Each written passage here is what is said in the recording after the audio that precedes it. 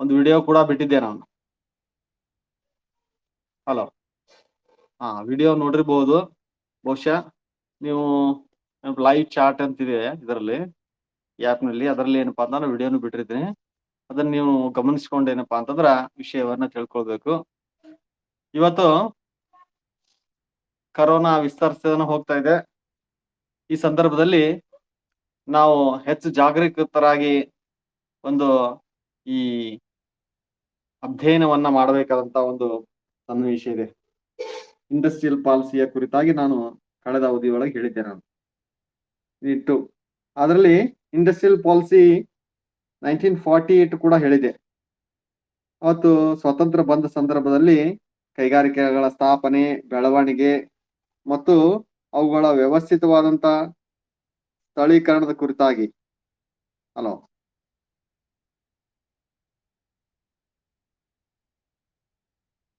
Hello Susmita, ಕೇಳ್ತಾ ಇದೆಯಾ? Hello hello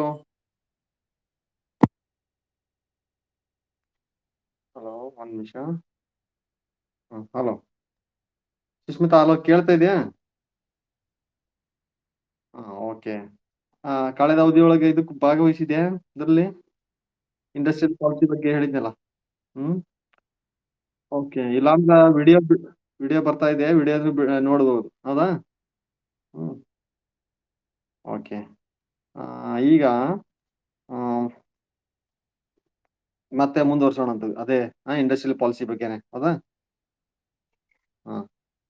ಈಗ ನಿಮ್ಗೆ ಗೊತ್ತಿರೋ ಹಾಗೆ ಕೈಗಾರಿಕಾ ನೀತಿ ಅಂತಂದ್ರೆ ಒಂದು ದೇಶದ ಕೈಗಾರಿಕೆಗಳ ಸ್ಥಾಪನೆ ಮತ್ತು ಬೆಳವಣಿಗೆಗಳ ಕುರಿತಾಗಿ ವ್ಯವಸ್ಥಿತವಾಗಿ ಹೊಂದಿರುವಂತ ಒಂದು ಕೈಗಾರಿಕಾ ನೀತಿ ಅಂತಾನೆ ಹೇಳ್ತೇವೆ. ಇಲ್ಲಿ ನಾವು ಆ ಕುರಿತಾಗಿ ಏನಪ್ಪ ಕಳೆದ ಅವಧಿ ಒಳಗೆ ನೋಡಿದ್ವಿ. 1948 ಮತ್ತು 1956 ಒಂದು ಕೈಗಾರಿಕಾ ನೀತಿಯನ್ನ ನಾವು ನೋಡಿದ್ವಿ. 1948ರಲ್ಲಿ ದೇಶ ಅದೇ ತಾನೇ ಸ್ವಾತಂತ್ರ್ಯ ಹೊಂದಿತ್ತು. ಕೈಗಾರಿಕೆಗಳ ಅಭಿವೃದ್ಧಿಗೆ ಈ ಸಣ್ಣ ಕೈಗಾರಿಕೆಗಳು ಮತ್ತು ಮಧ್ಯಮ ಕೈಗಾರಿಕೆಗಳು ಬಹಳ ಉಪಯುಕ್ತ ಅಂತ ಹೇಳಿ ಅವುಗಳಿಗೆ ಬಹಳ ಪ್ರಾಮುಖ್ಯತೆಯನ್ನು ಕೊಡಲಾಗಿತ್ತು.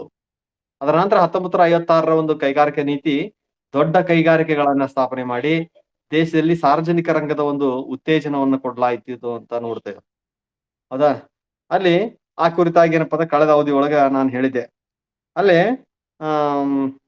1956ರ ಒಂದು ಕೈಗಾರಿಕಾ ನೀತಿಯಲ್ಲಿ ನಮ್ಮ ದೇಶದಲ್ಲಿ ದೊಡ್ಡ ಪ್ರಮಾಣದ ಪಬ್ಲಿಕ್ ಸೆಕ್ಟರ್ ಅಂಡರ್ಟೇಕಿಂಗ್ಸ್, ಈ ಸಾರ್ವಜನಿಕ ಉದ್ಯಮಗಳು ಅಂತ ಏನ್ ಹೇಳ್ತೇವೆ, ಸರ್ಕಾರಿ ಉದ್ಯಮಗಳು, ಅವುಗಳು ಹೆಚ್ಚೆಚ್ಚು ಸ್ಥಾಪನೆಯಾಗಿದೆ ನೋಡ್ತೇವೆ. ಅದು ಕಬ್ಬಿಣ ಉಕ್ಕು ಕೈಗಾರಿಕೆ ಆಗಿರ್ಬೋದು, ರೈಲ್ವೆ ಕೈಗಾರಿಕೆಗಳಾಗಿರ್ಬೋದು, ಅಣೆಕಟ್ಟುಗಳು ಕೈಗಾರಿಕೆಗಳು ಪೂರಕ. ಅಲ್ಲಿ ಈ ಕೃಷಿಯ ಜೊತೆಗೆ ಕೈಗಾರಿಕೆಗಳನ್ನ ಬೆಳವಣಿಗೆ ಮಾಡಬೇಕು ಅನ್ನುವಂತ ನೀತಿ 1956ರಿಂದ ಪ್ರಾರಂಭ ಆಯ್ತು. 1962, 70ರವರೆಗೆ ಏನಾಯ್ತಂದ್ರೆ ನಮ್ಮ ದೇಶದಲ್ಲಿ ಕೈಗಾರಿಕಾ ರಂಗ, ಇವತ್ತು ಕೈಗಾರಿಕಾ ಒಂದು ಪರಿಕಲ್ಪನೆಯನ್ನ ನೋಡಿರುವಾಗ ಸಾರ್ವಜನಿಕ ಉದ್ಯಮಗಳ ಬಗ್ಗೆ ನೋಡಿದ್ರಿ, public enterprises or public sector ಬಗ್ಗೆ. ಅಲ್ಲಿ ಆ ಸಾರ್ವಜನಿಕ ಕೈಗಾರಿಕೆಗಳು ಇವತ್ತು ಇಸ್ರೋ ಆಗಿರ್ಬೋದು, ಭಾರತ ಹೆವಿ ಎಲೆಕ್ಟ್ರಿಕಲ್ ಲಿಮಿಟೆಡ್ ಆಗಿರ್ಬೋದು, BHEL ಅಂತೇವು, BEL ಹೆವಿ ಎಲೆಕ್ಟ್ರಿಕಲ್ ಲಿಮಿಟೆಡ್, ಅವೆಲ್ಲ ಏನಪ್ಪಾ ಅಂತಂದ್ರೆ ಅದೇ ಅವಧಿಯಲ್ಲಿ ಸ್ಥಾಪನೆ ಆದವು. ಸಾರ್ವಜನಿಕ ರಂಗಕ್ಕೆ ಬಹಳ ಮಹತ್ವ ಬಂತು. ಅಂದ್ರೆ ಸರ್ಕಾರ ಸಾರ್ವಜನಿಕ ಕೈಗಾರಿಕೆಗಳನ್ನ ಸ್ಥಾಪನೆ ಮಾಡೋ ಮೂಲಕ ಈ ಸರಕಾರಿ ರಂಗವನ್ನ ಅಥವಾ ಸಾರ್ವಜನಿಕ ರಂಗವನ್ನ ಬಹಳಷ್ಟು ಬೆಳವಣಿಗೆ ಮಾಡ್ತು. ಅಲ್ಲಿ 1939ರಲ್ಲಿ ನಮ್ಮ ದೇಶದಲ್ಲಿ ಈ ಬಹುರಾಷ್ಟ್ರೀಯ ಕಂಪನಿಗಳು ಇದ್ದು, ಅಲ್ಲಿ 56ರವರೆಗೂ ಕೂಡ ಬಹುರಾಷ್ಟ್ರೀಯ ಕಂಪನಿಗಳು ಇದ್ದು, ಸ್ವತಂತ್ರ ಬಂದ ನಂತರ ಅವುಗಳಿಗೆ ಕಡಿವಾಣವನ್ನು ಹಾಕುವಂತ ಒಂದು ಪ್ರಯತ್ನ ಮಾಡಲಾಗಿತ್ತು. ನಂತರ ಏನಾಯ್ತು ಮತ್ತೆ 1956ರಲ್ಲಿ ಆ ಬಹುರಾಷ್ಟ್ರೀಯ ಕಂಪನಿಗಳನ್ನ ನಿಷೇಧಿಸುವಂತ ಅಥವಾ ಕಡಿಮೆ ಮಾಡುವಂತ, ವಿದೇಶಿ ಕಂಪನಿಗಳಿಗೆ ಮಹತ್ವವನ್ನು ಕಡಿಮೆ ಮಾಡಿ ಸ್ವದೇಶಿ ಕಂಪನಿಗಳಿಗೆ ಸ್ವಾವಲಂಬನೆ ಮತ್ತು ಈ ಆರ್ಥಿಕ ಅಭಿವೃದ್ಧಿಯನ್ನ ಸಾಧಿಸಲಿಕ್ಕೆ ಸ್ವಯಂ ಪ್ರೇರಿತ ಬೆಳವಣಿಗೆಯನ್ನು ಮಾಡ್ಲಿಕ್ಕೆ 1956ರ ಒಂದು ಕಾನೂನು ಬಹಳ ಮಹತ್ವದ್ದಾಯ್ತು ಅಂತ ನೋಡ್ತೇವೆ. ಅದರ ಕುರಿತಾಗಿ ನೀವು ಒಂದು ಅವಧಿಯ ಒಂದು ಕೈಗಾರಿಕಾ ನೀತಿಯನ್ನು ಕುರಿತಾಗಿ ನೀವು ಅಧ್ಯಯನ ಮಾಡ್ಬೇಕು. 1948 ಮತ್ತು 1956. ಆ ಕುರಿತು ಏನಪ್ಪಾ ಅಂತಂದ್ರ ನಾನು ಈಗಾಗಲೇ ಕೆಲವೊಂದಿಷ್ಟು ವಿಷಯಗಳನ್ನು ಹೇಳಿದ್ದೇನೆ. ಈಗ ನಾವು ಹೊಸದಾದಂತ ಆರ್ಥಿಕ ಕಾನೂನುಗಳನ್ನ ಅಥವಾ ಆರ್ಥಿಕ ನೀತಿಯನ್ನ ನೋಡುವಾಗ ನೇರವಾಗಿ 1996ರ 91ರ ಒಂದು ಹೊಸ ಕೈಗಾರಿಕೆ ನೀತಿಗೆ ಬರ್ತೀವಿ. ಯಾಕಂತಂದ್ರ ಇವತ್ತಿಗೆ 30 ವರ್ಷಗಳಾಗುತ್ತಾ ಬಂದು 1991ರಲ್ಲಿ ಪ್ರಾರಂಭವಾದಂತ ಈ ಹೊಸ ಆರ್ಥಿಕ ನೀತಿ, ಅದಕ್ಕೆ ಉದಾರ ಆರ್ಥಿಕ ನೀತಿ ಅಥವಾ ಮುಕ್ತ ಆರ್ಥಿಕ ನೀತಿ ಅಂತ ಕರಿತೇವೆ. Open economic policy or liberalised economic policy ಅಂತ ಹೇಳ್ತೇವೆ. ಅದು ಪ್ರಾರಂಭವಾಗಿ 30 ವರ್ಷ ಆಯ್ತು. ಇವತ್ತಿಗೆ ಅಸ್ತಿತ್ವದಲ್ಲಿರುವಂತಹ ಒಂದು ಕಾಯ್ದೆ ಏನಪ್ಪಾ ಅಂತಂದ್ರ ಈ 1991ರ ಒಂದು ಕೈಗಾರಿಕೆ ನೀತಿ. ಅದರಲ್ಲಿ ಕೂಡ ಬಹಳಷ್ಟು ಬದಲಾವಣೆಗಳಾಗ್ತಾ ಇದಾವ. ಯಾಕಂತಂದ್ರೆ ಕೈಗಾರಿಕೀಕರಣ ಅನ್ನೋದು ಒಂದು ಪ್ರಕ್ರಿಯೆ ಅದು. The industrialization is a process where we have been taking several policy measures. ಅಲ್ಲಿ ಹಲವಾರು ಕೈಗಾರಿಕಾ ನೀತಿಗಳನ್ನ ಜಾರಿಗೆ ತರುವ ಮೂಲಕ ಅಲ್ಲಿ ಈ ಕೈಗಾರಿಕೆಗಳಲ್ಲಿ ಏನು ವರ್ಗೀಕರಣ ಇದೆಯಲ್ಲ, ಸಣ್ಣ ಕೈಗಾರಿಕೆಗಳಿದಾವು, ಮಧ್ಯಮ ಕೈಗಾರಿಕೆಗಳಿದಾವು, ಮತ್ತೆ ದೊಡ್ಡ ಕೈಗಾರಿಕೆಗಳು ಇದ್ದಾವ. ಅವುಗಳ ಒಂದು ಬೆಳವಣಿಗೆಗೆ ಬೇರೆ ಬೇರೆ ರೀತಿಯಾದಂತಹ ಒಂದು ಕಾನೂನುಗಳನ್ನ, ಬೇರೆ ಬೇರೆ ರೀತಿಯಾದಂತಹ ಒಂದು ವ್ಯವಸ್ಥೆಯನ್ನ ಮಾಡಿಕೊಂಡು ಒಂದು ಹೊಸದಾದಂತ ಕೈಗಾರಿಕೆ ಕಾನೂನನ್ನು ತರ್ತಾ ಇದ್ದೇವೆ. ಆ ನಿಟ್ಟಿನಲ್ಲಿ ಏನಪ್ಪಾ ಅಂತಂದ್ರ ನಾವು ಈ 1991ರ ಒಂದು ಕೈಗಾರಿಕಾ ನೀತಿಯನ್ನ ಈಗಿನ ಸಂದರ್ಭದಲ್ಲಿ ನಾವು ಕಲಿಬೇಕು. ಸಾಮಾನ್ಯವಾಗಿ ಈ ಹೊಸ ಕೈಗಾರಿಕೆ ನೀತಿ ಏನಪ್ಪಾ ಅಂತಂದ್ರ 1989ರ ಒಂದು ಘಟನೆಗಳನ್ನ ಆಧರಿಸಿ ನಾವು ಮುಂದೆ ನೋಡ್ಬೇಕಾಗ್ತದೆ. 1989ರಲ್ಲಿ ಏನಪ್ಪಾ ಅಂದ್ರೆ ನಮ್ಮ ದೇಶದಲ್ಲಿ ಬಹಳಷ್ಟು ದೊಡ್ಡ ಆರ್ಥಿಕ ಮುಗ್ಗಟ್ಟು ಸಂಭವಿಸಿತ್ತು ಅಂತ ನೋಡ್ತೀವಿ. The great economic depressions of 1989 ಅಂತ ಹೇಳ್ತೀವಿ ನಾವು. ಆ ಸಂದರ್ಭದಲ್ಲಿ ದೇಶದಲ್ಲಿ ಏನಪ್ಪಾ ಅಂದ್ರೆ ಕೈಗಾರಿಕೆಗಳು ಬಹಳಷ್ಟು ಮುಚ್ಚುತ್ತಾ ಇದ್ದು, ಮತ್ತೆ ಈ ವಿದೇಶಿ ಕಂಪನಿಗಳ ಸ್ಪರ್ಧೆ ಒಡ್ಡದೆ ಏನಪ್ಪಾ ಅಂತಂದ್ರೆ ನಮ್ಮ ದೇಶದಲ್ಲಿ ನಿರೀಕ್ಷಿತವಾದಂತ ಕೈಗಾರಿಕೆ ಉತ್ಪಾದನೆ ಆಗ್ತಾ ಇದ್ದಿಲ್ಲ. ಇದರಿಂದ ಇನ್ನೂ ಹಲವಾರು ಸಮಸ್ಯೆಗಳಿದ್ವು. ಅದ್ರ ಏನಪ್ಪಾ ಅಂತಂದ್ರ ಈ ಆಮದು ಸಮಸ್ಯೆ, ಜೊತೆಗೆ ದೇಶದಲ್ಲಿ ಹಣದ ಪೂರೈಕೆ ಮತ್ತು ಹಣದುಬ್ಬರದ ಸಮಸ್ಯೆ ಇತ್ತು. ಇದರಿಂದಾಗಿ ಬೆಲೆಗಳು ಏರ್ತಾ ಇದ್ದು, ನಿರುದ್ಯೋಗ ಹೆಚ್ಚಾಗ್ತಾ ಇತ್ತು. ಈ ಎಲ್ಲಾ ಸಮಸ್ಯೆಗಳು ಏನಪ್ಪಾ ಅಂದ್ರೆ 1989ರಲ್ಲಿ ಇದ್ವು. ಅಲ್ಲಿ ವಿಶ್ವಸಂಸ್ಥೆ ಏನ್ ಮಾಡ್ತಪ್ಪ ಅಂತಂದ್ರ ತನ್ನ ಅಂಗಸಂಸ್ಥೆಯಾದಂತ ಎಕನಾಮಿಕ್ ಕೌನ್ಸಿಲ್, ಈ ಆರ್ಥಿಕ ಒಂದು ಆಯೋಗ ಇದೆ, United Nations Economic Council UNEC. ಅಲ್ಲಿ ಏನಪ್ಪಾ ಅಂತ ಹಲವಾರು ವರ್ಷಗಳಿಂದ ಉರುಗ್ವೆ ಸುತ್ತಿನ ಮಾತುಕತೆಗಳು ನಡೀತಾ ಇದ್ವು. ಇಲ್ಲಿ 1942ರಿಂದ ವಿಶ್ವಸಂಸ್ಥೆ ಏನ್ ಸ್ಥಾಪನೆ ಆಯ್ತು, ಅಲ್ಲಿಂದ ಹಲವಾರು ಒಂದು ರೌಂಡ್ಗಳಲ್ಲಿ, ಸುತ್ತುಗಳಲ್ಲಿ ಈ ಏನಪ್ಪಾ ಅಂತಂದ್ರ ಜಾಗತೀಕರಣ ಮಾಡುವಂತ ವ್ಯವಸ್ಥೆ ಇವತ್ತು ಪರಿಕಲ್ಪನೆ ಬಹಳ ಬೆಳೆಸ್ ಬರ್ತಾ ಇದೆ. ಅಲ್ಲಿ ಈ ಬಂಡವಾಳಶಾಹಿ ರಾಷ್ಟ್ರಗಳು ಏನ್ ಮಾಡ್ತಾ ಇದ್ವು ಅಂದ್ರ ಈ ಅಭಿವೃದ್ಧಿಶೀಲ ರಾಷ್ಟ್ರಗಳು ಕೂಡ ಮುಕ್ತ ಆರ್ಥಿಕ ನೀತಿಯನ್ನ ತರ್ಲಿ ಮತ್ತು ಜಾಗತೀಕರಣ ಆಗೋದ್ರಿಂದ ಏನಾಗ್ತದೆ ಎಲ್ಲಾ ದೇಶಗಳಿಗೆ ಪರಸ್ಪರ ಸಂಬಂಧ ಆಗ್ತದ ಅನ್ನುವಂತ ಒಂದು ದೃಷ್ಟಿಯಲ್ಲಿ ಭಾರತವೂ ಸೇರಿದಂತೆ ಹಲವಾರು ರಾಷ್ಟ್ರಗಳು ಏನ್ ಮಾಡ್ತದ ಅಂದ್ರ ಈ ಆರ್ಥಿಕ ಸಮಿತಿಗಳನ್ನ, ಆರ್ಥಿಕ ಸಮ್ಮೇಳನಗಳನ್ನ ಮಾಡೋ ಮೂಲಕ ಈ ಜಾಗತೀಕರಣ ಹ್ಯಾಂಗ್ ಮಾಡಬೇಕು ಅಂತ ವಿಚಾರವನ್ನ ಮಾಡ್ತಾ ಇದ್ರು. ಆ ಸಂದರ್ಭದಲ್ಲಿ ಉರುಗ್ವೆ ಸುತ್ತಿನ ಮಾತುಕತೆಗಳು ಅಂತ ಕರಿತೇವೆ. ಆಸ್ಟ್ರಿಯಾದ ಉರುಗ್ವೆ ಅನ್ನುವಂತ ದೇಶದಲ್ಲಿ ಅಲ್ಲಿ ಪ್ರಾರಂಭವಾದಂತ ಸುತ್ತುಗಳು ಕೊನೆಗೇನಪ್ಪಾ ಅಂದ್ರೆ 1989ರಲ್ಲಿ ಏನಪ್ಪಾ ಅಂದ್ರೆ ಗ್ಯಾಟ್ ಒಪ್ಪಂದದ ಮೂಲಕ ಕೊನೆಗೊಂಡು, ಅಲ್ಲಿ 1991ರಲ್ಲಿ ಏನಪ್ಪಾ ಅಂದ್ರೆ ಗ್ಯಾಟ್ ಅನ್ನೋದು ಏನಪ್ಪಾ ಅಂತಂದ್ರೆ ಒಂದು ಆರ್ಥಿಕ ಸಂಬಂಧಗಳ ಒಂದು ಕರಡು ಅಂತ ಹೇಳ್ತೇವೆ, ಎಕನಾಮಿಕ್ ರಿಲೇಷನ್ಸ್ ಅಗ್ರಿಮೆಂಟ್. ಆ ಅಗ್ರಿಮೆಂಟ್ ಏನಾಯ್ತಪ್ಪ ಅಂತಂದ್ರ ಇವತ್ತು ಭಾರತವು ಕೂಡ ಈ ಜಾಗತೀಕರಣವನ್ನ ಹೆಚ್ಚೆಚ್ಚು ಕೈಗೊಳ್ಳುವುದು, ಮುಕ್ತ ಆರ್ಥಿಕ ನೀತಿಯನ್ನ ತರುವಂತದ್ದು ಮತ್ತು ಖಾಸಗೀಕರಣವನ್ನು ತರುವಂತ ಒಂದು ವ್ಯವಸ್ಥೆ ಬಂದಿದ್ದ ನೋಡ್ತೇವೆ. ಅಂದ್ರೆ ಅದಕ್ಕೆ LPG ಪಾಲಿಸಿ ಅಂತ ಹೇಳ್ತೇವೆ, ಲಿಬರಲೈಸೇಷನ್, ಪ್ರೈವೇಟೈಸೇಷನ್ ಮತ್ತು ಗ್ಲೋಬಲೈಸೇಷನ್. ಇವತ್ತು ಭಾರತ 1966ರಿಂದ ಈ ಖಾಸಗೀಕರಣ ಬಿಟ್ಟು ಸಾರ್ವಜನಿಕ ಉದ್ಯಮಗಳನ್ನ ಸ್ಥಾಪನೆ ಮಾಡ್ತಾ ಇತ್ತು. ಆದ್ರೆ 89ರ ಒಂದು ಪರಿಸ್ಥಿತಿ ಏನ್ ಮಾಡ್ತಪ್ಪ ಅಂದ್ರೆ ಭಾರತಕ್ಕೆ ಈ ವಿದೇಶಿ ವಿನಿಮಯದ ಕೊರತೆ ಆಯ್ತು. ಮತ್ತೇನಪ್ಪಾ ಅಂತಂದ್ರ ಹಲವಾರು ಹಣದುಬ್ಬರ ಆಗ್ಲಿ, ಬೆಲೆ ಏರಿಕೆ ಆಗ್ಲಿ, ಇವು ಸಮಸ್ಯೆ ಆಯ್ತು. ಅದರಿಂದ ಏನಾಯ್ತಪ್ಪ ಅಂದ್ರೆ ಭಾರತ ವಿದೇಶಿ ಕೈಗಾರಿಕೆಗಳನ್ನ, ವಿದೇಶಿ ಬಂಡವಾಳವನ್ನ ಅವಲಂಬಿಸಬೇಕು ಅಂತ ತೀರ್ಮಾನ ಮಾಡಿತು. ಅದಕ್ಕೆ ಪೂರಕವಾಗಿ ಈ ಡಂಕೆಲ್ ಪ್ರಸ್ತಾವನೆ ಅಥವಾ ಗ್ಯಾಟ್ ಏನು ಪ್ರಸ್ತಾವನೆ ಇದೆಯಲ್ಲ, ಅದು ಕೂಡ ಪಾಸ್ ಆಯ್ತು 1991ರಲ್ಲಿ. ಭಾರತದಲ್ಲಿ ಹೊಸ ಸರ್ಕಾರ ಬಂದ್ಮೇಲೆ, ಅವಾಗ PV ನರಸಿಂಹರಾವ್ ಸರ್ಕಾರ ಇತ್ತು. ಅವರ ಒಂದು ನೇತೃತ್ವದಲ್ಲಿ ಏನಪ್ಪಾ ಅಂತಂದ್ರ ಹೊಸ ಆರ್ಥಿಕ ಸುಧಾರಣೆಗಳನ್ನ ತೆಗೆದುಕೊಂಡ್ರು. ಅದಕ್ಕೆ 1991ರ ಕೈಗಾರಿಕಾ ಆರ್ಥಿಕ ನೀತಿ ಅಂತ ಹೇಳ್ತೇವೆ, IPR 1991. ಅಲ್ಲಿ 1991ರಲ್ಲಿ ಜಾರಿಯಾದಂತಹ ಒಂದು ಕೈಗಾರಿಕಾ ನೀತಿ ಇವತ್ತು ಸರಿಸುಮಾರು 30 ವರ್ಷ ಆಯ್ತು. ಇಲ್ಲಿ ಹಲವಾರು ಕೈಗಾರಿಕಾ ನೀತಿ ಅಂತಂದ್ರೆ ಅದೊಂದು ನಿರಂತರ ಪ್ರಕ್ರಿಯೆ ಅಂತ ಹೇಳಿದೆ ನಾನು. ಈ ನೀತಿಯನ್ನ ಹಲವಾರು ಸಲ ಬದಲಿಸಲಾಗಿದೆ. ಅಲ್ಲಿ ಮೂಲ ಒಂದು ತತ್ವ ಏನಪ್ಪಾ ಅಂತಂದ್ರ LPG, ಲಿಬರಲೈಸೇಷನ್, ಪ್ರೈವೇಟೈಸೇಷನ್ ಮತ್ತು ಗ್ಲೋಬಲೈಸೇಷನ್ ನೀತಿ. ಅದರ ಅಡಿಯಲ್ಲಿ ಇವತ್ತು ಭಾರತ ಏನಾಗ್ತದೆ ಅಂದ್ರೆ ಮುಕ್ತ ಆರ್ಥಿಕ ನೀತಿಯನ್ನ ಪಾಲಿಸುವ ಮೂಲಕ ಏನ್ ಮಾಡ್ತಾ ಇದೆ, ಈ ಜಾಗತೀಕರಣದ ಒಂದು ನಿಟ್ಟಿನಲ್ಲಿ ಮತ್ತು ಈ ಏನು ಖಾಸಗೀಕರಣದ ನಿಟ್ಟಿನಲ್ಲಿ ಬೆಳೆದು ಬರ್ತಾ ಇದೆ. ಆ ಒಂದು ಅಂಶಗಳನ್ನ ನಾವು ಅಧ್ಯಯನ ಮಾಡ್ಬೇಕಾಗ್ತದೆ. ಇಲ್ಲಿ 1991ರಲ್ಲಿ ಪ್ರಾರಂಭವಾದಂತಹ ಒಂದು ಕೈಗಾರಿಕಾ ಆರ್ಥಿಕ ನೀತಿಯಲ್ಲಿ ಹಲವಾರು ಉಪಕ್ರಮಗಳನ್ನ ಕೈಗೊಳ್ಳುವ ಮೂಲಕ ಏನ್ ಮಾಡಿದ್ರಂದ್ರ ಈ ಉದಾರೀಕರಣಕ್ಕೆ ಮಹತ್ವವನ್ನು ಕೊಡಲಾಯಿತು. ಅಲ್ಲಿ ಮೊದಲಿಗೆ ಏನ್ ಮಾಡಿದ್ರಪ್ಪಾ ಅಂತಂದ್ರ ಭಾರತದ ಒಂದು ಕೈಗಾರಿಕಾ ನೀತಿಯನ್ನ ಬದಲಿಸಿ ಮೊದಲಿಗೆ ಆ ಸಮತಾವಾದದ ಒಂದು ಕೈಗಾರಿಕೆಗಳಿದ್ದು, ಅಂದ್ರೆ ಸಾರ್ವಜನಿಕ ಉದ್ಯಮಗಳಿಗೆ ಮತ್ತು ಖಾಸಗಿ ಉದ್ಯಮಗಳಿಗೆ ಮತ್ತು ಸ್ವದೇಶಿ ಉದ್ಯಮಗಳಿಗೆ ಬಹಳ ಮಹತ್ವ ಕೊಡ್ತಾ ಇದ್ರು.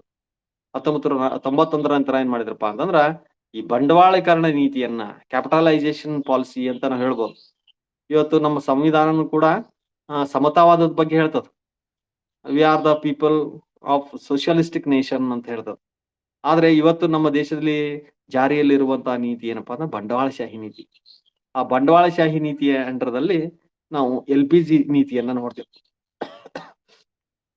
ಆ LPG ನೀತಿ ಏನಿದೆ ಅದರ ಅಡಿಯಲ್ಲಿ ಏನಪ್ಪಾ ಅಂದ್ರೆ ನಾವು ಯಾವ ರೀತಿಯಾದಂತಹ ಸುಧಾರಣೆಗಳನ್ನ ಇವತ್ತು ಕೈಕೊಳ್ತಾ ಇದ್ದೇವೆ ಅನ್ನೋಂಥದ್ದನ್ನ ನಾವು ತಿಳ್ಕೊಳ್ಬೇಕಾಗ್ತದೆ. ಇಲ್ಲಿ ಆ ಒಂದು ನಿಟ್ಟಿನಲ್ಲಿ ಏನಪ್ಪಾ ಅಂದ್ರೆ ನಾನು ಕೆಲವಷ್ಟು ವಿಷಯಗಳನ್ನ ಪ್ರಸ್ತಾಪ ಮಾಡ್ತೀನಿ ಇವತ್ತು.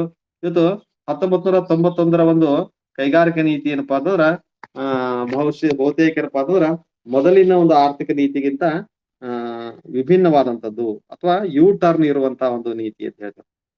ಇಲ್ಲಿ ಅದ್ರ ಕುರಿತಾಗಿನಪ್ಪಾ ಅಂತಂದ್ರ ಈ PV ನರಸಿಂಹರಾವ್ ಅವರು ಏನ್ ಮಾಡಿದ್ರಪ್ಪಾ ಅಂತಂದ್ರ ಮೊಟ್ಟ ಮೊದಲ ಬಾರಿಗೆ ಈ ನೀತಿಯನ್ನು ಜಾರಿಗೆ ತರುವಂತ ಒಂದು ಹಲೋ ಅದರ ನಂತರ ಏನಾಯ್ತಪ್ಪಾ ಅಂತಂದ್ರ ಈ PV ನರಸಿಂಹರಾವ್ ಏನ್ ಮಾಡಿದಾರಂದ್ರ ಮೊದಲಿಗೆ ಏನ್ ಮಾಡಿದಾರಂದ್ರ ಈ ಆಕ್ಸ್ಫರ್ಡ್ ಎಕನಾಮಿಸ್ಟ್ ಆದಂತ ಮನಮೋಹನ್ ಸಿಂಗ್ ರವರನ್ನ ಏನಪ್ಪಾ ಅಂದ್ರ ಫೈನಾನ್ಸ್ ಮಿನಿಸ್ಟರ್ ಅನ್ನ ಮಾಡಿದ್ರು. ಆ ಒಂದು ಘಟನೆ ಏನಪ್ಪಾ ಅಂದ್ರೆ ಭಾರತದ ಆರ್ಥಿಕ ನೀತಿಯಲ್ಲಿ ಈ ತಿರುವನ್ನ ಪಡೆಯುವಂತಹ ಒಂದು ಸಂದರ್ಭ ಅಂತ ಹೇಳ್ತೇವೆ. ಮೊದಲಿನ ಒಂದು ಆರ್ಥಿಕ ನೀತಿ ಸಮಾಜವಾದದ ನೀತಿ. ಈಗ ಹೊಸದಾಗಿ ಜಾರಿಗೆ ತರ್ತಾ ಇರುವಂತ ನೀತಿ ಯಾವ್ದಪ್ಪಾ ಅಂತಂದ್ರ ಈ ಉದಾರೀಕರಣದ ನೀತಿ ಅಂತ ಹೇಳ್ತೇವೆ, LPG ಪಾಲಿಸಿ. ಅಲ್ಲಿ ಮುಖ್ಯವಾಗಿ ಏನಪ್ಪಾ ಅಂತಂದ್ರ ಈ ಭಾರತದ ಒಂದು ಆರ್ಥಿಕ ಹಿನ್ನಡೆ ಏನಾಗಿತ್ತಲ್ಲ, ಆರ್ಥಿಕ ಮುಗ್ಗಟ್ಟು, ಅದನ್ನ ತಡೆಯುವಂತ ಆಬ್ಜೆಕ್ಟಿವ್ಸ್ ಅನ್ನ ಅದು ಹೊಂದಿತ್ತು ಅಂತ ನೋಡ್ತೇವೆ. ಇವತ್ತು ಬೆಲೆ ಏರಿಕೆ, ಹಣದುಬ್ಬರ, ಮತ್ತೆ ಕೈಗಾರಿಕೆಗಳ ಒಂದು ಮುಚ್ಚುವಿಕೆ, ಈ ಎಲ್ಲಾ ಸಮಸ್ಯೆಗಳಿದ್ದು ಅದನ್ನ ತಡೆಯಬೇಕು, ಮುಗ್ಗಟ್ಟನ್ನ ತಡಿಬೇಕು, ದೇಶದಲ್ಲಿ ಆರ್ಥಿಕ ಬೆಳವಣಿಗೆ ಸಾಧ್ಯ ಆಗ್ಬೇಕು ಅನ್ನುವಂತ ಉದ್ದೇಶವನ್ನ ಅದು ಹೊಂದಿತ್ತು ಅಂತ ನೋಡ್ತೇವೆ. ಅದರ ನಂತರ ಅದೇನ್ ಮಾಡ್ತಪ್ಪ ಅಂದ್ರೆ ಭಾರತದ ಅರ್ಥವ್ಯವಸ್ಥೆಯನ್ನ ಜಾಗತಿಕ ಅರ್ಥವ್ಯವಸ್ಥೆಯ ಜೊತೆ ಸಮ್ಮಿಳಿತಗೊಳಿಸುವಂತ ಒಂದು ನೀತಿಯನ್ನ ಅದು ಹೊಂದಿತ್ತು.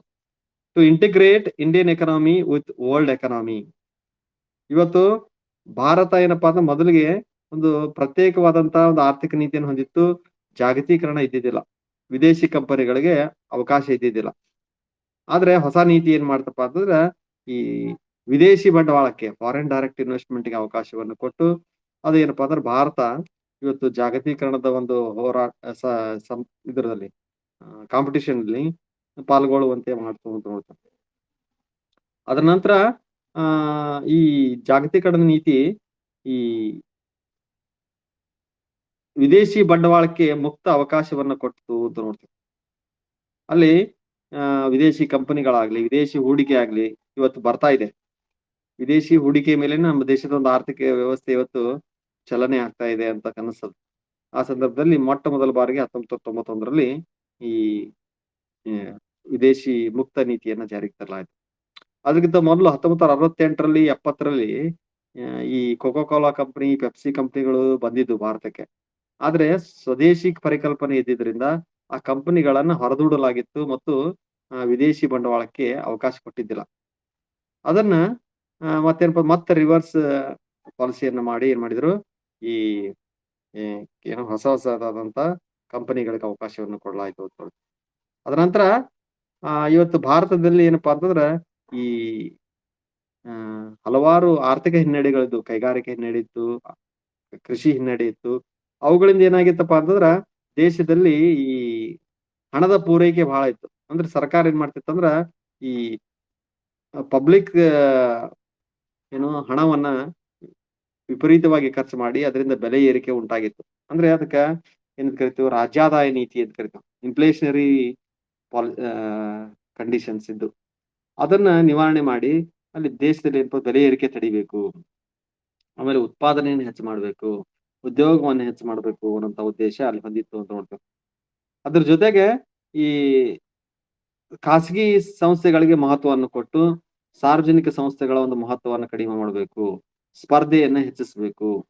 ಏಕಸ್ವಾಮ್ಯ ಏನಿತ್ತಲ್ಲ ಭಾರತದಲ್ಲಿ, ಇವತ್ತು ಸರ್ಕಾರಿ ಸಂಸ್ಥೆಗಳೇನಪ್ಪಾ ಅಂದ್ರೆ ಬಹಳಷ್ಟು ಉತ್ಪಾದನೆ ಮಾಡ್ತಿದ್ದು. ಬ್ಯಾಂಕು, ಆಟೋಮೊಬೈಲು, ಟೆಲಿಕಾಂ ಎಲ್ಲಾ ಸೆಕ್ಟರ್ ನಲ್ಲಿ ಕೂಡ ಏನಪ್ಪಾ ಅಂದ್ರ ಈ ಸಾರ್ವಜನಿಕ ಸಂಸ್ಥೆಗಳಿದ್ದು, ಅಂದ್ರೆ ಸರ್ಕಾರಿ ಸಂಸ್ಥೆಗಳಿದ್ದು. ಅಲ್ಲಿ ಈ ಖಾಸಗಿ ಉದ್ಯಮಗಳಿಗೆ ಮಹತ್ವವನ್ನು ಕೊಟ್ಟಾಗ ಸ್ಪರ್ಧೆ ಹೆಚ್ಚಾಗ್ತದೆ. ಈ ಏನು ದೇಶದಲ್ಲಿ ಮುಕ್ತ ವ್ಯಾಪಾರ ನೀತಿ ಬೆಳೀತದ ಅನ್ನೋ ಒಂದು ಉದ್ದೇಶವನ್ನ ಅಲ್ಲಿ ಹೊಂದಲಾಗಿತ್ತು ಅಂತ ನೋಡ್ತಾರೆ. ಈ ನಿಟ್ಟಿನಲ್ಲಿ ಈ 1991 ಒಂದು ಕೈಗಾರಿಕಾ ನೀತಿಯನ್ನ ನಾವು ಅಧ್ಯಯನ ಮಾಡ್ಬೇಕು. ಅಲ್ಲಿ ಮೊದಲಿಗೆ ಏನಪ್ಪಾ ಅಂದ್ರೆ 1989ರಲ್ಲಿ ಏನಿತ್ತು, ದೇಶದಲ್ಲಿ ಆರ್ಥಿಕ ಮುಗ್ಗಟ್ಟು ಇತ್ತು. ಆ ಆರ್ಥಿಕ ಮುಗ್ಗಟ್ಟು ಅಥವಾ ಆರ್ಥಿಕ ಹಿನ್ನಡೆಯನ್ನು ನಿವಾರಿಸಿ ದೇಶದಲ್ಲಿ ಬೆಲೆ ಏರಿಕೆಯನ್ನ ಕಡಿಮೆ ಮಾಡಬೇಕು, ಹಣದುಬ್ಬರವನ್ನ ಕಡಿಮೆ ಮಾಡಬೇಕು. ಜೊತೆಗೆ ಉದ್ಯೋಗ, ರಾಷ್ಟ್ರೀಯ ವರಮಾನವನ್ನ ಹೆಚ್ಚಿಗೆ ಮಾಡಬೇಕು ಅನ್ನುವಂತ ಉದ್ದೇಶದಿಂದ ಈ ಹೊಸ ಕೈಗಾರಿಕಾ ನೀತಿಯನ್ನ ಜಾರಿಗೆ ತಂದ್ರು ಅಂತ ನೋಡ್ಬೇಕಾಗ್ತದೆ. ಈ ನಿಟ್ಟಿನಲ್ಲಿ ಆ ಹೊಸ ಕೈಗಾರಿಕಾ ನೀತಿಯನ್ನ ತಂದಿದ್ರಂತ ಉದ್ದೇಶ ಏನು? ಅದರ ಒಂದು ಸನ್ನಿವೇಶ ಯಾವ ರೀತಿಯಾಗಿತ್ತು ಆ ಸಂದರ್ಭದಲ್ಲಿ ಅನ್ನುವಂಥದ್ದನ್ನ ನಾವು ತಿಳ್ಕೊಬೇಕು. ಇದೆಲ್ಲದರ ಜೊತೆಗೆ ಭಾರತದಲ್ಲಿ ಏನಪ್ಪಾ 1990ರ ದಶಕದಲ್ಲಿ ಒಂದು ಸನ್ನಿವೇಶ ಏನಿತ್ತಪ್ಪ ಅಂತಂದ್ರ ಈ ರೆಡ್ ಟೇಪಿಸಂ ಇತ್ತು. ಅಂದ್ರೆ ಭ್ರಷ್ಟಾಚಾರ ಆಗ್ಲಿ, ಆಡಳಿತದ ಒಂದು ಅಡೆತಡೆಗಳಾಗ್ಲಿ, ಈ ಮುಕ್ತ ವ್ಯಾಪಾರ ನೀತಿಯ ವಿರೋಧಿ ಸನ್ನಿವೇಶಗಳಾಗ್ಲಿ ಇದ್ದು. ಇದರಿಂದ ದೇಶದ ಒಂದು ಆರ್ಥಿಕ ಬೆಳವಣಿಗೆ ಬಹಳಷ್ಟು ಕುಂಠಿತ ಆಗಿತ್ತು. ಇವತ್ತು ದೇಶದಲ್ಲಿ ವ್ಯಾಪಾರ, ವಹಿವಾಟು, ಉದ್ಯಮಗಳು ಬೆಳೆದ್ರೆ ದೇಶದ ಆರ್ಥಿಕ ಅಭಿವೃದ್ಧಿ ಆಗ್ತದೆ. ಆದ್ರೆ ಆ ಸಂದರ್ಭದಲ್ಲಿ ಏನಾಗಿತ್ತು, ಈ ಸರ್ಕಾರದ ಒಂದು ನೀತಿಗಳು, ಭ್ರಷ್ಟಾಚಾರ, ಆಮೇಲೆ ಕೆಂಪು ಪಟ್ಟಿ ಅಂತ ಕರಿತೀವಿ, ರೆಡ್ ಟೇಪಿಸಂ. ಅದನ್ನ ಆ ಸಂದರ್ಭದಲ್ಲಿ ಲೈಸೆನ್ಸ್ ರಾಜ್ ಸಿಸ್ಟಮ್ ಅಂತ ಹೇಳ್ತೇವೆ ನಾವು. ಅಂದ್ರೆ ಪ್ರತಿಯೊಂದಕ್ಕೂ ಲೈಸೆನ್ಸ್ ಪಡಿಬೇಕಾಗ್ತಿತ್ತು. ವ್ಯಾಪಾರಸ್ಥರು ಮುಕ್ತವಾಗಿ ವ್ಯಾಪಾರವನ್ನು ಮಾಡೋದಾಗ್ಲಿ, ಲಾಭವನ್ನ ಗಳಿಸೋದಾಗ್ಲಿ, ಕೈಗಾರಿಕೆಗಳನ್ನು ಸ್ಥಾಪನೆ ಮಾಡೋದಾಗ್ಲಿ ಆಗ್ತಾ ಇದ್ದಿಲ್ಲ. ಅಂತ ಸಂದರ್ಭದಲ್ಲಿ ಸರ್ಕಾರ ಏನ್ ಮಾಡ್ತಪ್ಪ ಅಂತಂದ್ರ ಈ ಡಂಕೇಲ್ ಪ್ರಸ್ತಾವನವನ್ನ ಮಾಡ್ಕೊತು. ಮುಂದೆ ಏನಾಯ್ತಪ್ಪ ಅಂತ ಅದೇ 1995ರಲ್ಲಿ WTO ಅಂತ ಒಂದು ಸಾಂಸ್ಥಿಕ ರೂಪವನ್ನು ಪಡೀತು. ನಿಮ್ಗೆ ಗೊತ್ತಿರಬೇಕು, ಹೌದಾ? ಡಂಕೇಲ್ ಅನ್ನೋದು ಒಂದು ಏನಪ್ಪಾ ಅಂದ್ರೆ ಒಂದು ಪ್ರಸ್ತಾವನೆ ಅದು. That is an agreement between the countries because of to develop industrial environment. ಅದರ ನಂತರ ಸ್ಥಾಪನೆ ಆಗಿದ್ದು ಏನಪ್ಪಾ ಅಂದ್ರೆ WTO. ಅದೇನಪ್ಪಾ ಅಂದ್ರೆ ಸಾಂಸ್ಥಿಕ ರೂಪ. when we get WTO, we get institutional framework for industrial development. ಕೈಗಾರಿಕೆಗಳನ್ನ ಬೆಳವಣಿಗೆ ಮಾಡ್ಲಿಕ್ಕೆ ಒಂದು ಸಂಸ್ಥೆನೇ ಹುಟ್ಟುಕೋದು. ಅದರ ಪ್ರವಾಗಿ ಏನಪ್ಪಾ ಅಂದ್ರೆ ಇವತ್ತು ಜಾಗತಿಕ ವ್ಯಾಪಾರದಲ್ಲಿ ಏನಪ್ಪಾ ಅಂದ್ರೆ ಈ WTO ಒಂದು ನಿರ್ಣಾಯಕ ಒಂದು ಪಾತ್ರವನ್ನು ವಹಿಸ್ತದೆ. ಇವತ್ತು ದೇಶಗಳ ನಡುವೆ ಡಿಸ್ಪ್ಯೂಟ್ಸ್ ಬಂದು ಅಂದ್ರ, ಪ್ರಸ್ತಾವಗಳು ಬಂದು ಅಂದ್ರ, ಅಥವಾ ಯಾವುದೇ ರೀತಿಯ ಭಿನ್ನಾಭಿಪ್ರಾಯಗಳು ಬಂದು ಅಂದ್ರ, ಮತ್ತು ವ್ಯಾಪಾರ ಸರಿಸುಮಾರು ಈ ಯಾವುದೇ ಅಡೆತಡೆ ಇಲ್ಲಾರ್ದೆ ಮುಕ್ತವಾಗಿ ನಡಿಬೇಕಾಗಿತ್ತಂದ್ರ WTO ಬಹಳಷ್ಟು ಕೆಲಸವನ್ನು ಮಾಡ್ತದೆ. ಅದಕ್ಕಿಂತ ಮೊದಲು IMF ಇತ್ತು, ಇಂಟರ್ನ್ಯಾಷನಲ್ ಮಾನಿಟರಿ ಫಂಡ್. ಅದರ ಕೆಲಸವನ್ನ ಈಗ ವ್ಯಾಪಾರ ಮತ್ತು ವಾಣಿಜ್ಯಕ್ಕಾಗಿ WTO ವಹಿಸಲಾಗಿದೆ. ಆ ಮೂಲಕ ಏನಪ್ಪಾ ಅಂತಂದ್ರ 1989ರಲ್ಲಿ ಒಂದು ಆರ್ಥಿಕ ಮುಗ್ಗಟ್ಟನ್ನು ನಿವಾರಿಸುವಂತ ನೀತಿಯನ್ನ ಜಾರಿಗೆ ತರಲಾಯಿತು. ಅಲ್ಲಿ ಆ ಲೈಸೆನ್ಸ್ ರಾಜ್ ವ್ಯವಸ್ಥೆ ಏನಿತ್ತಲ್ಲ, ಅಂದ್ರೆ ಪ್ರತಿಯೊಂದಕ್ಕೂ ನಾವು ಪರ್ಮಿಷನ್ ತೆಗೆದುಕೊಳ್ಬೇಕು. ಕಂಪನಿಗಳನ್ನ ಸ್ಥಾಪನೆ ಮಾಡೋದಕ್ಕಾಗ್ಲಿ, ಕೈಗಾರಿಕೆಗಳನ್ನ ಸ್ಥಾಪನೆ ಮಾಡೋದಕ್ಕಾಗ್ಲಿ, ಮತ್ತು ಅವುಗಳನ್ನ ನಡೆಸುವುದಕ್ಕಾಗ್ಲಿ ಹಲವಾರು ರೆಸ್ಟ್ರಿಕ್ಷನ್ಸ್ ಇದ್ದು.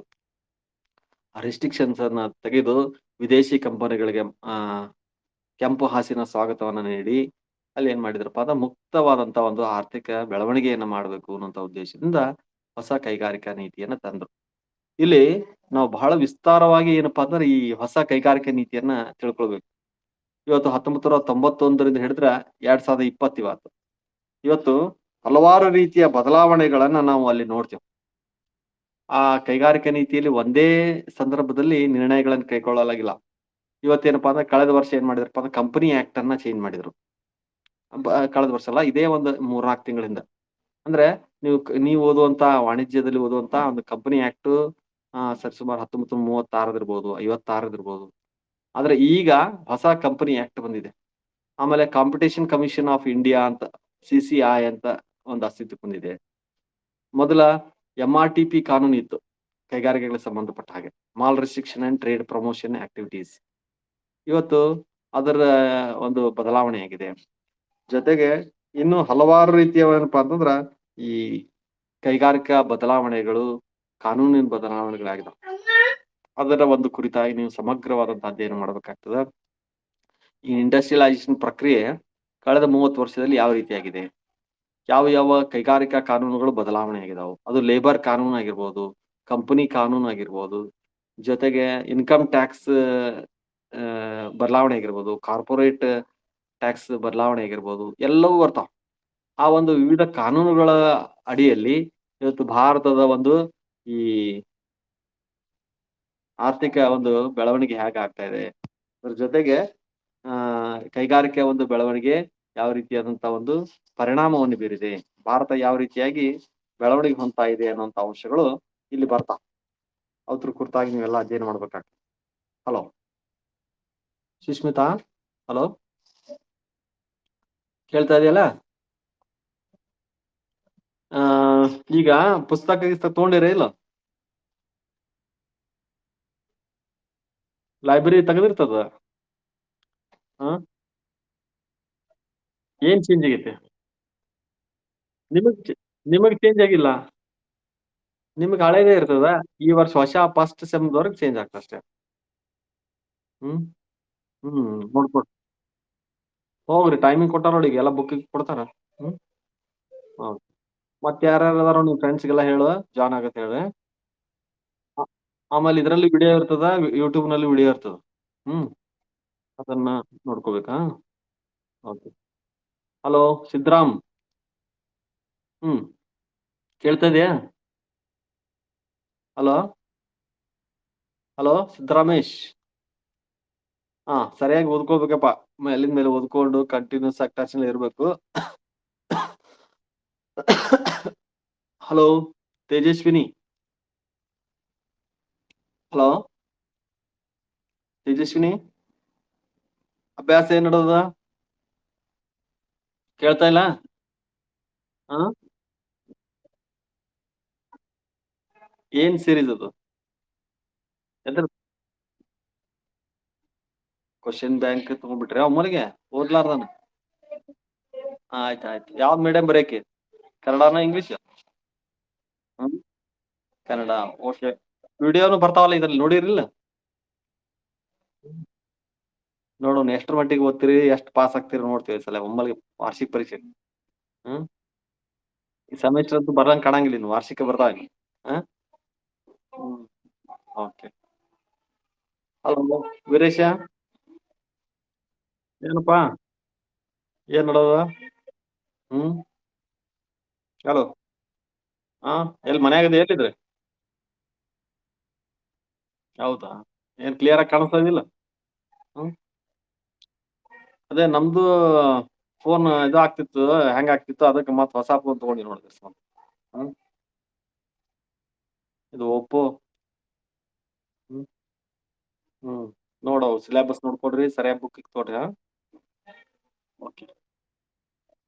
ಕಾವ್ಯ, ಹಲೋ ಕೇಳ್ತಾ ಇದೆಯಾ? Hello hello hello. Okay okay. ಹೆಂಗ ಅನಿಸ್ತದ ಇದ್ರದ್ದು ಎಕ್ಸ್ಪೀರಿಯನ್ಸ್? ಯಾರು ಹೇಳ್ತೀರಿ? ಹ್ಮ್ ಆನ್ಲೈನ್ ಎಕ್ಸ್ಪೀರಿಯನ್ಸ್ ಹೆಂಗ ಅನಿಸ್ತದ? ಹಲೋ ತಿಳಿತದ? ವಿಷಯ ತಿಳಿತದ? ಹಲೋ ಯಾರ ನೋಡಲ್ಲಿ ಅಡಿಗೆ ಮಾಡಕ್ ಹೋಗಳ ಕಾವ್ಯ. ಹಲೋ ವೀರೇಶ, ಮತ್ತ ಕ್ಲಾಸ್ ತಗೊಳ್ಳೋಣಂತ ಟಚ್ನಾಗಿರಿ, ಕ್ಲಾಸ್ ಬರು. ಏನ್ ಸುಮ್ಮನೆ ಕ್ಲಾಸಸ್ ಆನ್ಲೈನ್? ನಾ ಹೇಳಿದ್ದೆ ಇಲ್ಲಿದ ಸರ್ಗಳು ಯಾರ್ಯಾರು ಯಾರ್ಯಾರು ತಗೊಂಡಿರ್ಲಿನ?